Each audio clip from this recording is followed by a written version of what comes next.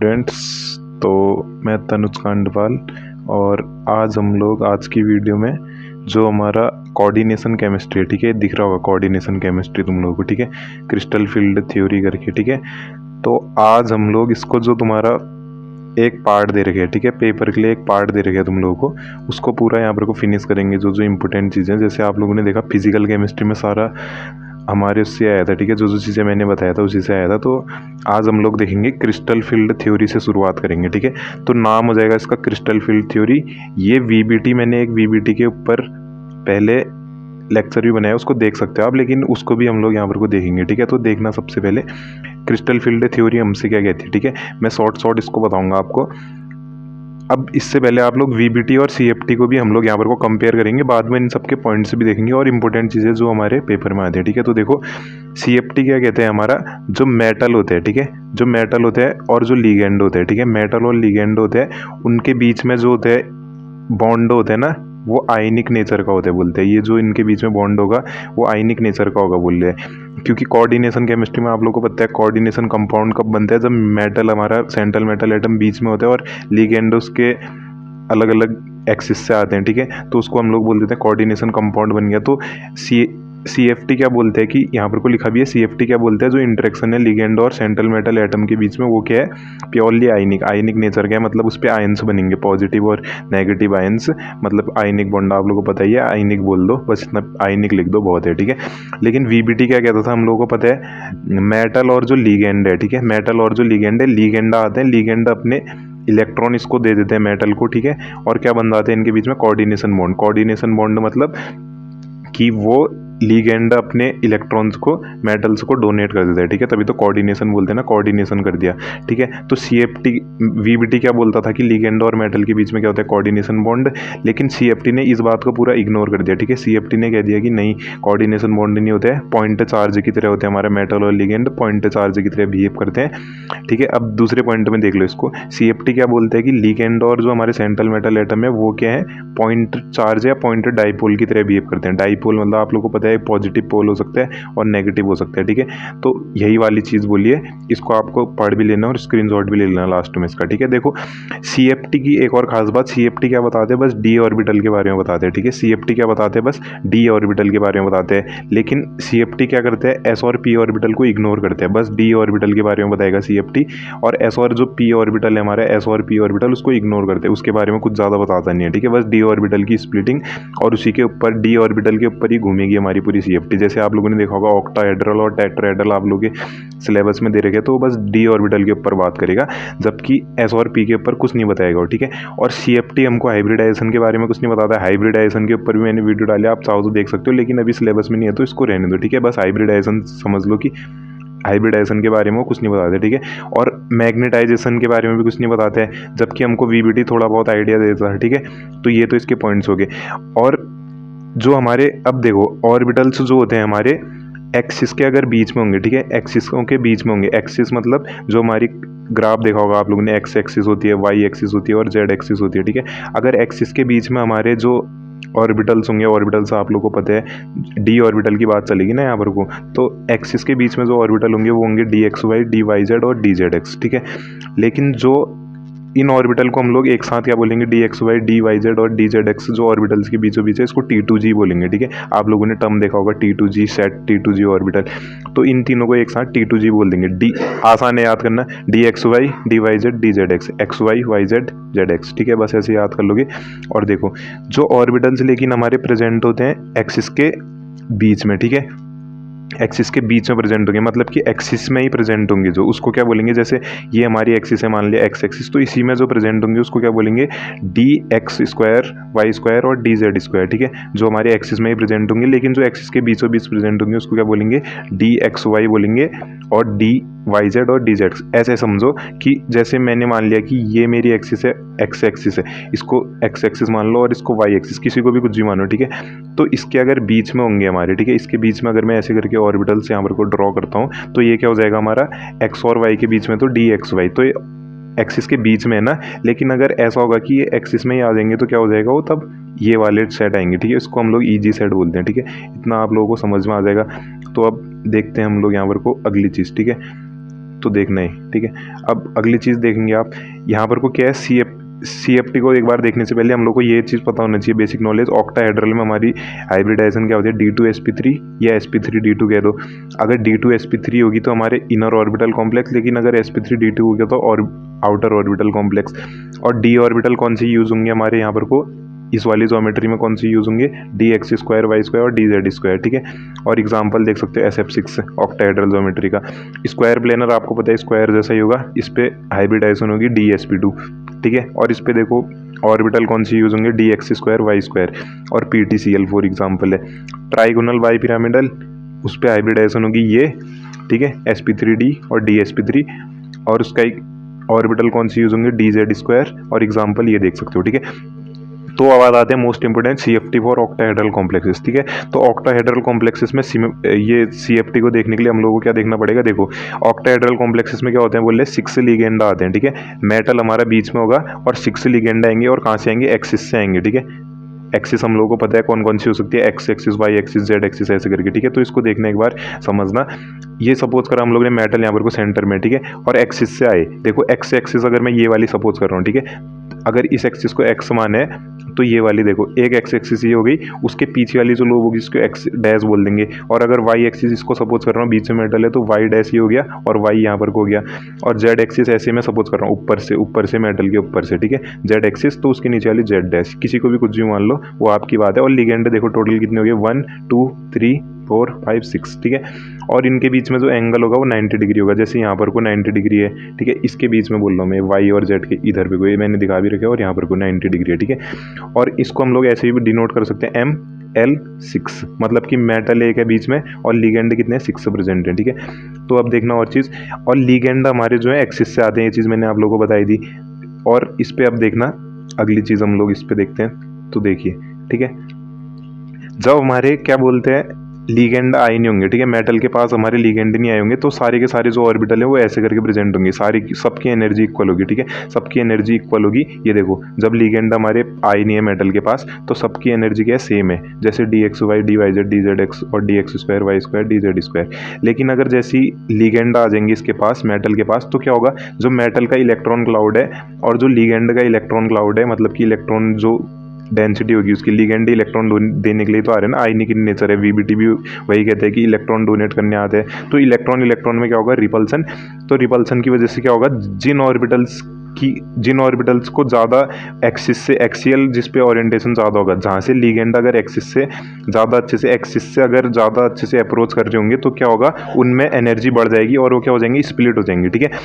अगर जिसमें एक्सिस से ज़्यादा अच्छे से लिगेंड अप्रोच कर रहे हैं, जिसमें एक्सियल इंटरेक्शन ज़्यादा हो रहा है, तो वहाँ रिपल्सन ज़्यादा मतलब इलेक्ट्रॉन रिपल्सन ज़्यादा, तो एनर्जी ज़्यादा बढ़ जाएगी इन ऑर्बिटल्स की, और ऑर्बिटल्स हमारे टूट जाते हैं ऐसे करके, ठीक है। तो आप लोगों ने देखा होगा, आप लोगों को समझ में नहीं आता होगा पहले, तो अब देखो ये ऐसे करके हमारे ऑर्बिटल्स हैं, लेकिन अब ये टूट गए, देखो T2G नीचे वाले बोल देंगे, ये T2G हम लोगों ने, मैंने बताया अभी T2G यहाँ पर को, ठीक है। तो इसको हम लोग T2G बोल देंगे। अगर DXY DYZ और DZX है तो ये नीचे चले जाते हैं, क्योंकि इनकी एनर्जी बढ़ती नहीं है, लेकिन जिसकी एनर्जी बढ़ जाती है, इसकी एनर्जी बढ़ जाती है, DX स्क्वायर वाई स्क्वायर और DZ स्क्वायर, जो एक्सिस में ही प्रेजेंट है हमारे EG वाले, ठीक है। इनकी एनर्जी क्यों बढ़ जाती है, क्योंकि यहाँ पर को ज़्यादा लिगेंड और उसके मेटल के बीच में, इलेक्ट्रॉन्स के बीच में क्या होगा, रिपल्सन होगा, वही लिखे। जब लिगेंड मेटल के पास आते हैं तो क्या होते हैं, अलोंग द एक्सिस आते हैं, तो इलेक्ट्रॉन में क्या होता है, बहुत ज़्यादा रिपल्सन हो जाते हैं, और क्या हो जाता है, एनर्जी इंक्रीज हो जाती है, तो क्या कर लेते हैं, हाई एनर्जी लेवल में चले जाते हैं, और ये लो एनर्जी लेवल ऐसे करके बोल सकते हो। और इनके नाम याद कर लेना, ठीक है। इसको आप लोग एक बार पढ़ोगे भी तो फिर जो मैं बता रहा हूँ आप लोगों को समझ में आ जाएगा, ठीक है। अब देखना अगली चीज़ हमारी क्या है, यहाँ पर को देखियो, ठीक है। जो हमारे DX स्क्वायर वाई स्क्वायर और DZ स्क्वायर ऑर्बिटल है, उनको हम लोग EG सेट में बोलते हैं, ये हम लोगों ने पहले देख लिया। वो अलोंग द एक्सिस है, मतलब कि वो एक्सिस में ही प्रेजेंट है, एक्सिस के ऊपर ही बोल सकते हो। तो रिपल्सन बहुत ज़्यादा होता है और वो हाई एनर्जी में चले जाते हैं, तो ऊपर की तरफ चले जाते हैं। लेकिन जो हमारे T2G हैं, ठीक है, T2G में कौन कौन से आए, DXY DYZ और DZX, वो क्या करते हैं, लोअर एनर्जी लेवल में चले जाते हैं, या उनकी एनर्जी में हाई एनर्जी में नहीं जाते हैं, ऐसे करके बोल सकते हो। हाई एनर्जी में कौन से गए, EG वाले गए, जो कि कौन से हैं, यहाँ पर को नाम दोबारा से लिखा है, अलोंग द एक्सिस है, और इनको हम लोग क्या भी बोलते हैं, यहाँ पर को अलोंग द एक्सिस है, तो इसको डबल डीजनरेट भी बोलते हैं, ठीक है, डबली डीजनरेट। लेकिन अगर हमारे T2G ऑर्बिटल है, उसको क्या बोलेंगे हम लोग, ट्रिपल डीजनरेट, ठीक है। ऐसे समझ लो 3 यहाँ पर को ऑर्बिटल्स प्रेजेंट है, DXY DYZ, और ये बिटवीन द एक्सिस है और ये अलोंग द एक्सिस है, ठीक है। तो देखना अब हमारे यहाँ पर को सारे ऑर्बिटल जो है वो सेम एनर्जी के हैं जब कोई भी लिगेंड नहीं आ रहा है, और इसको ML6 बोलते हैं। और ऐसे करके इसको समझ लो मेटल बीच में। तो एक एक्सिस अगर इस वाली एक्सिस में यहाँ पर कोई अबव द प्लेन है तो ये बिलो द प्लेन ऐसे करके समझ सकते हो। तब मैंने डैश ऐसे करके दिखाया है, और ये तो ऊपर से आया नीचे से आया, ठीक है। इस तरीके से इसको समझ लो। अब देखो अगली चीज़, बस इतना आपको ध्यान में रखना है, ठीक है। अब अगली चीज़ देखेंगे, इस पर हम लोग देखना है यहाँ पर को, ठीक है। जैसे देखो हाइब्रिडाइजेशन ऑफ ML6 क्या होगी, ML6 मतलब ऑक्टाहेड्रल कॉम्प्लेक्स की क्या होगी, D2sp3 और sp3d2, ये पीछे भी पढ़ा हम लोगों ने ऑक्टाहेड्रल वाला।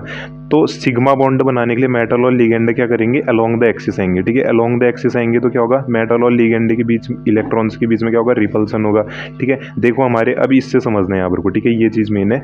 ये एनर्जी पहले हमारे d ऑर्बिटल से क्या थी, सबकी सेम थी जब कोई भी लिगेंड प्रेजेंट नहीं है, ठीक है, शॉर्ट में दिखाए। लेकिन फिर क्या करते हैं, सिमेट्रिकली अपने आप को अलाइन करते हैं, सारे के सारे लिगेंड आ रहे हैं, क्योंकि मतलब ये जो हमारे क्या है d ऑर्बिटल है मेटल के, ये क्या पहले तो सेम एनर्जी में थे, लेकिन जैसे ही लिगेंड आ रहे हैं सब क्या कर दे रहे हैं, अपने आप को सिमेट्रिकली अलाइन कर दे रहे हैं सिमेट्रिक फील्ड में। लेकिन फिर जैसे इनके पास लिगेंड अप्रोच कर रहे हैं, जिस पे ज़्यादा रिपल्सन क्रिएट होगा वहाँ ज़्यादा एनर्जी बढ़ जाएगी, और वो ऐसे ऊपर की तरफ चले जाएंगे और बाकी के नीचे की तरफ। और जो इनके बीच में एनर्जी गैप क्रिएट हुआ है, गैप दिख रहा है ना इतना यहाँ पर को आप लोगों को, ठीक है, इसके बीच में और इसके बीच में, उसको क्या बोल देते हैं हम लोग यहाँ पर को, ऑक्टाहेड्रल की बात कर रहे हैं तो एनर्जी गैप को डेल्टा O, ठीक है। O मतलब ऑक्टाहेड्रल और डेल्टा O मतलब एनर्जी गैप जो इनके बीच में क्रिएट हुए हैं। तो यहाँ पर को लिखा भी है, इसी एनर्जी गैप को क्या बोलते हैं, CFSE, आप लोगों ने भी सुना होगा, क्रिस्टल फील्ड स्प्लिटिंग एनर्जी, ठीक है। मतलब कि क्रिस्टल फील्ड स्प्लिटिंग होगी ना, यहाँ ऑर्बिटल से स्प्लिट हो गया, मतलब टूट गए, ठीक है। तो देखो अब अगली चीज़ यहाँ पर को देखो, डी जनरेट और d ऑर्बिटल थे, अब क्या हुआ, EG सेट ऊपर चले गया, वो दो ऑर्बिटल पीछे नाम याद रख लेना, और T2G नीचे चले गया, ठीक है। अब देखो ये बीच में क्या होता है, जो जहाँ पर को एनर्जी जीरो होती है उसको क्या बोलते हैं हम लोग, एक बीच में एक पॉइंट लिया जहाँ से इन दोनों का अगर एवरेज निकालेंगे तो जीरो आना चाहिए, ठीक है। तो उसको क्या बोल देते हैं, बैरी सेंटर, ठीक है। अब देखो डेल्टा O यहाँ पर को बैरी सेंटर बीच में है, तो इससे ऊपर को 0.6 डेल्टा O माना है, ठीक है। ये चीज़ मेन है, इसको ध्यान से सुनना, 0.6 डेल्टा O माना, और इसको क्या माना, माइनस का 0.4 डेल्टा O। अब पूरा जब कैलकुलेट करेंगे तो जीरो आना चाहिए, और जीरो क्या होगा, हमारा बैरी सेंटर, तो इनके बीच का जो एवरेज है वो जीरो आना चाहिए, ठीक है, इन दोनों के बीच में जो एनर्जी गैप है। अब देखो अगली चीज़, अगर मैं कैलकुलेट करूँ प्लस का 0.6 EG वाले के लिए, अब EG में देखो कितने ऑर्बिटल हैं, दो ऑर्बिटल हैं, तो प्लस का 0.6 डेल्टा O मल्टीप्लाई बाई 2 कितना आ जाएगा, प्लस का 1.2 डेल्टा O, ठीक है। अब देखो नीचे वाले में कितना आएगा, माइनस का 0.4 है, तीन ऑर्बिटल है जिसकी लोअर एनर्जी है, ठीक है, T2G वालों की, इनके नाम पीछे देख लेना, एक्सिस वाले बता दिए मैंने। माइनस का 0.4 डेल्टा O मल्टीप्लाई बाई 3, तो कितना हो जाएगा, माइनस का 1.2 डेल्टा O। तो ये प्लस ये माइनस कैंसिल हो जाएगा, तो ये एक दूसरे की एनर्जी कितनी आ जाएगी, जीरो आ जाएगी। टोटल जो एनर्जी गैप है डेल्टा O से, उसको डिनोट करें इन दोनों के बीच में, ठीक है। अब देखो, अब जब हम लोग CFSE निकालते हैं, CFSE का जो कैलकुलेट करते हैं वैल्यू, डेल्टा माइनस का 0.4 डेल्टा O किसके लिए यूज़ करते हैं, बोले T2G वाले के लिए, यहाँ पर को मैंने बता दिया, ठीक है, माइनस का 0.4 डेल्टा O। लेकिन प्लस का 0.6 डेल्टा O किसके लिए कैलकुलेट करते हैं, ये।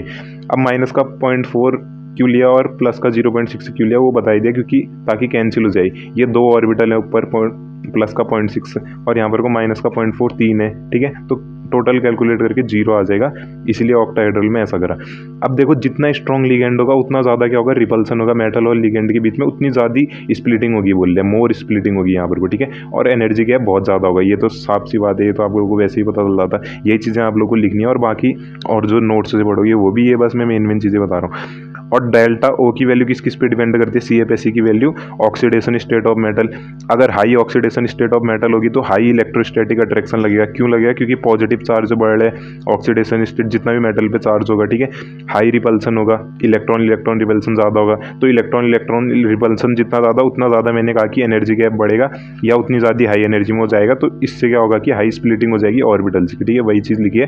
अब देखो CFSE को कैलकुलेट करने के लिए वही वाला फॉर्मूला दोबारा से बता दिया, ये वाला है 0.6 delta O multiply by A plus B multiply by 0.4 delta O, ठीक है। यहाँ पर को A क्या है हमारे, इस पे पेयरिंग एनर्जी को भी यूज किया जाता है, उस चीज़ को हम लोग बाद में देखेंगे, अभी बस हम लोग ऑक्टाहेड्रल को डील कर रहे थे। A यहाँ पर को क्या है हमारे, इलेक्ट्रॉन इन EG सेट में, ठीक है, EG में जो दो हमारे ऑर्बिटल्स प्रेजेंट है, और B के हमारे इलेक्ट्रॉन इन T2G, ठीक है। तो इतना हो जाएगा, ये हमारे ऑक्टाहेड्रल के लिए एक जनरल आइडिया था हमारे स्प्लिटिंग और ऑक्टाहेड्रल कॉम्प्लेक्सेस के लिए, ठीक है। अब अगली चीज़ देखना, ये देखो मोस्ट इंपोर्टेंट है लिमिटेशन ऑफ वीबीटी, ठीक है, आ भी सकते हैं। तो देखो पाउलिंग की वीबीटी क्या है हमारी, एक कोवलेंट बॉन्डिंग थ्योरी है, ठीक है। कोवलेंट बॉन्डिंग थ्योरी है किसके लिए, ट्रांजिशन मेटल कॉम्प्लेक्सेस, जो हमारे ट्रांजिशन मेटल कॉम्प्लेक्सेस होते हैं उनके लिए एक कोवलेंट बॉन्ड की तरह उसने बताया, या कोवलेंट बॉन्ड, कोऑर्डिनेशन बॉन्ड, कुछ भी एक ही बात है, ठीक है, आयनिक वाला नहीं है यहाँ पर को, ठीक है। और उसने क्या बताया, लार्ज नंबर ऑफ प्रॉपर्टीज तो बता पाते हैं हमारा वीबीटी, लेकिन बहुत सारी लिमिटेशन भी है वीबीटी, ठीक है, वीबीटी की, ठीक है, बहुत सारी लिमिटेशन भी है, उसको देखेंगे।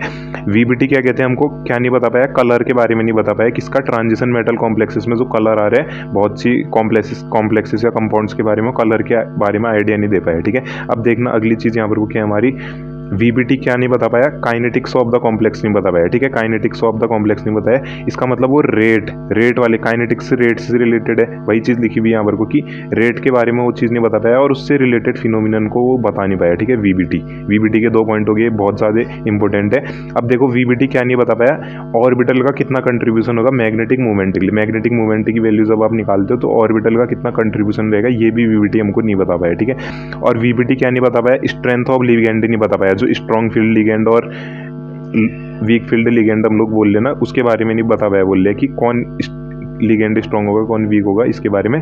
तो वीबीटी क्या नहीं बता पाया, स्पेक्ट्रोकेमिकल सीरीज नहीं बता पाया। स्पेक्ट्रोकेमिकल सीरीज मतलब कि हमारा वीक फील्ड और स्ट्रॉन्ग फील्ड लिगेंड की एक सीरीज बनती है, तो उसी को स्पेक्ट्रोकेमिकल सीरीज बोलते हैं, ऐसे समझ लो, उसके बारे में भी नहीं बता पाया, ठीक है। अब अगली चीज देखते हैं हम लोग यहाँ पर को, देखो ये हमारा अकॉर्डिंग टू वीबीटी जब हमारा क्या होता है, D2sp3 हाइब्रिडाइजेशन में क्या होता है, कॉम्प्लेक्सेस में जिनकी D2sp3 हाइब्रिडाइजेशन होती है वो कोवलेंट नेचर के होते हैं, और उनको क्या बोलते हैं हम लोग, आउटर ऑर्बिटल कॉम्प्लेक्सेस, ठीक है। और अच्छा इनर इन वाले को, ठीक है, ये मैंने पहले ही बताया था एक बार पहले, इनर किसको बोलते हैं, जब D अंदर की तरफ होगा, D2sp3 है, इसको ध्यान से देखना, D2sp3। लेकिन आउटर कब बोलेंगे, sp3D2 जब हाइब्रिडाइजेशन होगी।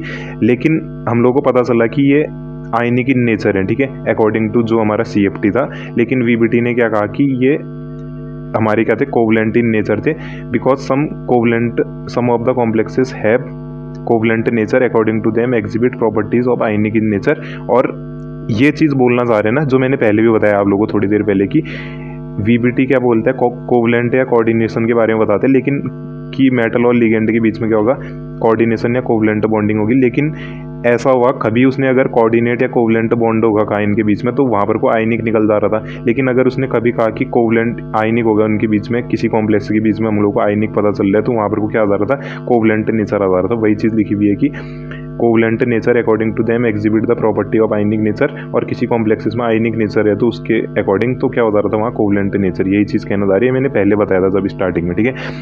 और 4 कोऑर्डिनेटेड कॉम्प्लेक्सेस जो हमारे होते हैं, जिसमें 4 कोऑर्डिनेटेड कॉम्प्लेक्सेस होते हैं, जैसे कॉपर सेकंड में प्रेजेंट है हमारा, ये भी हमारा वीबीटी नहीं बता पाया, ठीक है। और वीबीटी की और भी बहुत सारी लिमिटेशन थी, जैसे वो बहुत सारे कॉम्प्लेक्सेस के बारे में नहीं बता पाया, ठीक है। उसने अगर किसी कॉम्प्लेक्स की हमको उसके मैग्नेटिक मूवमेंट के बारे में बताया कि वो पैरामैग्नेटिक है तो डाई मैग्नेटिक निकल जा रहा था, अगर डाई मैग्नेटिक बताया तो वो पैरामैग्नेटिक निकल जा रहा था, ठीक है, इस तरीके से। अब देखो फिर क्या आया, क्रिस्टल फील्ड थ्योरी, जो मैंने बताया भी है, ठीक है। क्रिस्टल फील्ड थ्योरी आया पाउलिंग वीबीटी के बाद में आया, और क्रिस्टल फील्ड थ्योरी भी हमारा ट्रांजिशन मेटल कॉम्प्लेक्सेस और लिगेंड के बीच में ही आया, और इसको क्या बोलते हैं हम लोग, CFT बोलते हैं, ठीक है। और आयनिक क्रिस्टल्स के बीच में होते हैं, आयनिक क्रिस्टल्स होते हैं इसमें, इसलिए आयनिक क्रिस्टल्स के बारे में बताते हैं, तो इसको तब CFT बोलते हैं। और कुछ पॉइंट CFT के और देख लेते हैं, ठीक है, जो हमने पहले भी देखे, ताकि ये आप लोगों के नोट्स अच्छे से बन जाए, ठीक है। CFT के अकॉर्डिंग क्या होता है, हमारा सेंट्रल मेटल एटम प्रेजेंट होते हैं मेटल में, और किनारे से उसके लिगेंड प्रेजेंट होते हैं, ठीक है, जिससे कॉम्प्लेक्स क्रिएट हो जाए। और लिगेंड जो होते हैं वो हमारे 2 टाइप के हो सकते हैं, नेगेटिव लिगेंड या पॉइंट चार्ज लिगेंड। उसको क्या बोलते हैं, नेगेटिव पॉइंट चार्ज, ये मैंने पहले बताया, पॉइंट चार्ज होते हैं। और न्यूट्रल लिगेंड हो सकते हैं, जिसको हम लोग पॉइंट डाइपोल बोलते हैं। अगर नेगेटिव लिगेंड होंगे तो नेगेटिव पॉइंट चार्ज, और अगर न्यूट्रल होंगे तो पॉइंट डाइपोल बोलेंगे। और वहाँ पर को क्या होता है, हमारा इलेक्ट्रोस्टैटिक अट्रैक्शन होता है किस किस के बीच में, न्यूक्लियस और सेंट्रल मेटल आयन के बीच में, और नेगेटिव चार्ज ऑफ लिगेंड के बीच में, ठीक है। नेगेटिव चार्ज है और न्यूक्लियस में हम लोगों को पता है पॉजिटिव है, तो इनके बीच में अट्रैक्शन होता है बोल रहे। और अगर न्यूट्रल लिगेंड है तो उसका नेगेटिव पोल न्यूट्रल लिगेंड का क्या करेगा, पॉजिटिव चार्ज ऑफ न्यूक्लियस की तरफ क्या करेगा, इलेक्ट्रोस्टैटिकली बाइंड करेगा, ठीक है। यह अट्रैक्शन वहाँ पर कोई इलेक्ट्रोस्टैटिक हो गया ऐसा बोल रहे। और वहाँ कोई भी ओवरलैपिंग नहीं होती है, हमको पता है कोवलेंट बॉन्डिंग में ओवरलैपिंग की बात करते हैं, लेकिन यहाँ पर कोई भी ओवरलैपिंग की बात नहीं कर रहे बोल रहे ऑर्बिटल्स के बीच में, क्योंकि यहाँ पर को सेंट्रल मेटल आयन और लिगेंड के बीच में क्या हो रहा है, कोवलेंसी नेचर के बारे में नहीं बताते, ठीक है। ये बोलते हैं कि आयनिक नेचर है तो ओवरलैपिंग नहीं होगी, इस टाइप से बोलते हैं, ठीक है। इतना देख लेना। अब क्या बोल रहे हैं, CFT क्या बोलते हैं, हमारा जितने भी कॉम्प्लेक्सेस है 100% इलेक्ट्रोस्टैटिक इन नेचर है, आयनिक इन नेचर है, 0% कोवलेंट है, ठीक है। इस टाइप से बोलते हैं। ये हो गया इसका पॉइंट।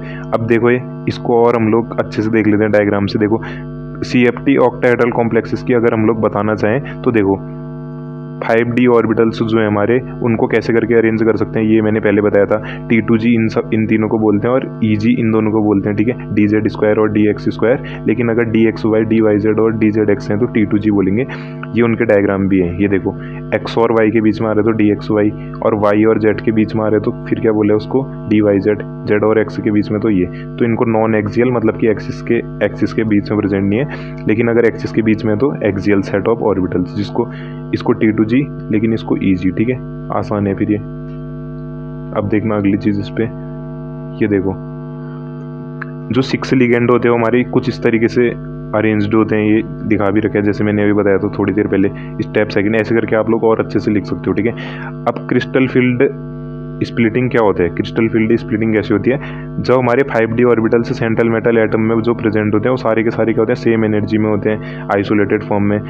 और लेकिन इन सब की एनर्जी भी सेम होती है, लेकिन जैसे क्या होता है हमारा लिगेंड आते हैं, ठीक है, सेंट्रल मेटल एटम या आयन के प्रेजेंस में, तो क्या हो जाता है, इनकी एनर्जी क्या हो जाती है, इंक्रीज हो जाती है। बोल रहे हैं according to hypothesis of degenerate hypothetical degenerate set of 5D orbitals. तो जिससे क्या हो जाता है हमारे, जैसे ही लिगेंड आते हैं सेंट्रल मेटल एटम या आयन के पास में या उनके इन्वायरमेंट में, वही चीज़ लिखी है, इसको पढ़ लेना एक बार, ठीक है। वही चीज़ लिखी है जो मैंने बताया था पहले भी, कि उनके अगर पास में आएंगे तो क्या हो जाएगा, उसकी वजह से इनकी एनर्जी इंक्रीज हो जाएगी।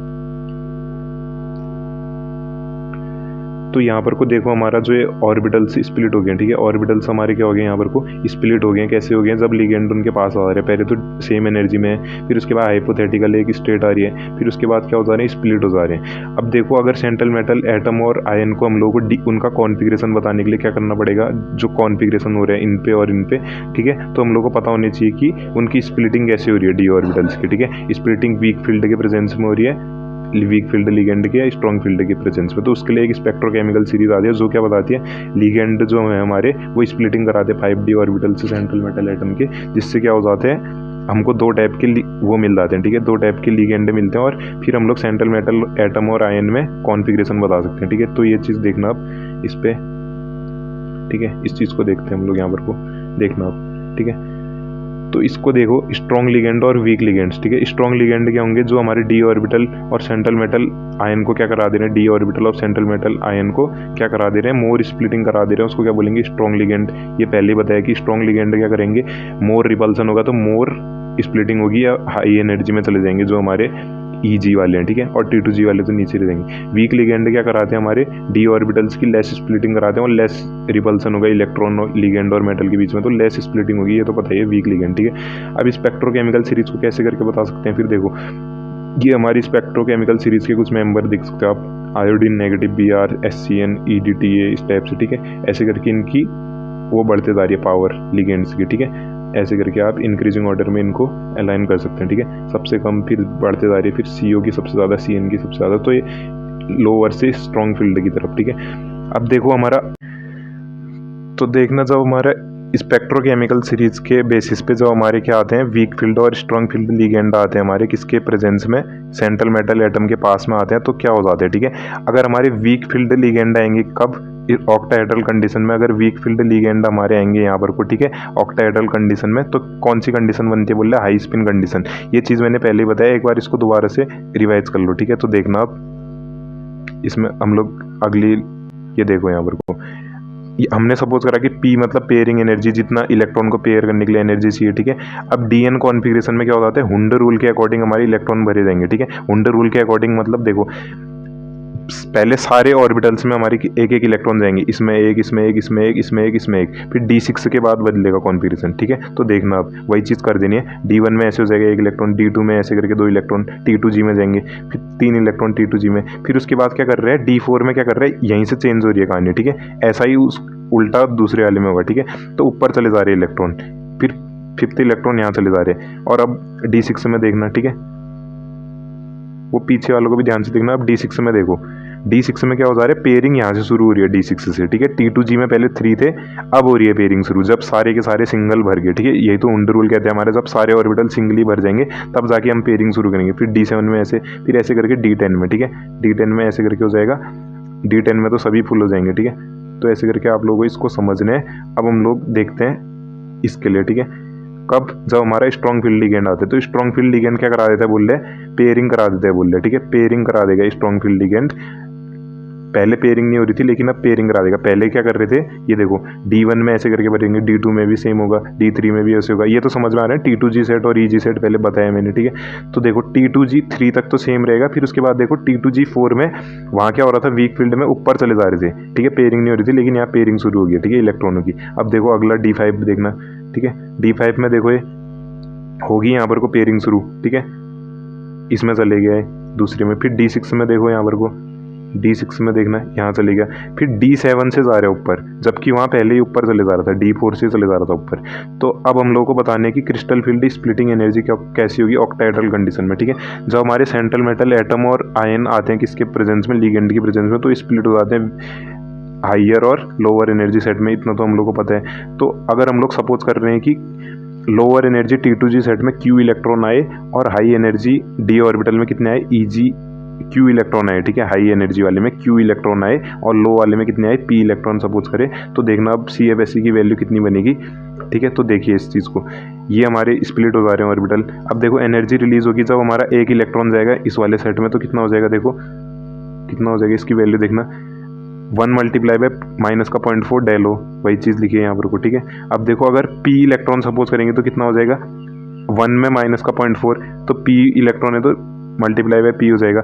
लेकिन अगर इलेक्ट्रॉन ऐसी इस वाले में आया, ठीक है, EG सेट में आया, तो क्या हो जाएगा, +0.6 डेलो, क्योंकि प्लस है ऊपर वाले में और नीचे वाले में माइनस करने, माइनस वाले में 0.4 वाले में इसमें प्लस करने हैं, ठीक है, एक इलेक्ट्रॉन। लेकिन अगर Q इलेक्ट्रॉन सपोज करें तो -0.6 मल्टीप्लाई बाय Q, तो टोटल एनर्जी कितनी हो जाएगी नेट कॉन्फिगरेशन DN कॉन्फिगरेशन के लिए, -0.4 delta P plus delta Q, +0.6 delta Q, total कितना हो जाएगा, -0.4 P plus 0.6 Q delta O। Delta O क्या है, हमारे CFSE की वैल्यू है, और Q क्या है, इस वाले में इलेक्ट्रॉन कितने हैं, और P क्या है, इस वाले में कितने नंबर ऑफ इलेक्ट्रॉन है। अब हम लोगों ने सपोज करा कि 2 इलेक्ट्रॉनों को पेयर करने के लिए हम लोगों को क्या करना है, P अमाउंट ऑफ एनर्जी चाहिए, ठीक है। तो यहाँ पर को हम लोगों ने सपोज करा कि N पेयर ऑफ इलेक्ट्रॉन है, तो कितनी हो जाएगी पेयरिंग एनर्जी, NP हो जाएगी।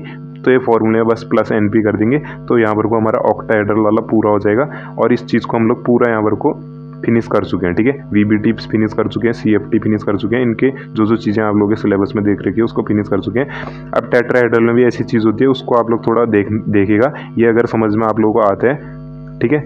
अब क्या करना है आप लोग को, इसको बस रिवाइज करना है, ठीक है। तो थैंक यू वीडियो को देखने के लिए, और अब मिलते हैं नेक्स्ट वीडियो में।